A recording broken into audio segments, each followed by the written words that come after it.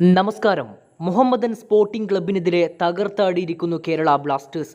ഒരു ഗോളിന് പിറകിൽ പോയ ശേഷം 2 ഗോളുകൾ തിരിച്ചടിച്ചുകൊണ്ട് ആവേശകരമായ ഒരു കംബാക്ക് തന്നെയാണ് ബ്ലാസ്റ്റേഴ്സ് ഈ മത്സരത്തിൽ പുറത്തെടുത്തത്. ആദ്യ പകുതിയിൽ തന്നെ മുഹമ്മദൻ സ്പോർട്ടിംഗ് ക്ലബ്ബ് ബ്ലാസ്റ്റേഴ്സിനെതിരെ ഒരു പെനാൽറ്റി ഗോളിലൂടെ അവർ ലീഡിലേക്ക് എത്തിയിരുന്നു. രണ്ടാം പകുതിയിൽ സബ്സ്റ്റിറ്റ്യൂട്ട് പ്ലെയറായിട്ട് കളിക്കളത്തിലേക്ക് ഇറങ്ങിയ ക്വാമി പെപ്ര പിന്നീട് ബ്ലാസ്റ്റേഴ്സിനെ സമനിലയിലേക്ക് എത്തിച്ചു. ഒടുവിൽ നമ്മുടെ സ്പാനിഷ് വസന്തം ജീസസ് ജിമിനസും ബ്ലാസ്റ്റേഴ്സിനായി ഹെഡർ ഗോൾ കണ്ടെത്തുകയായിരുന്നു.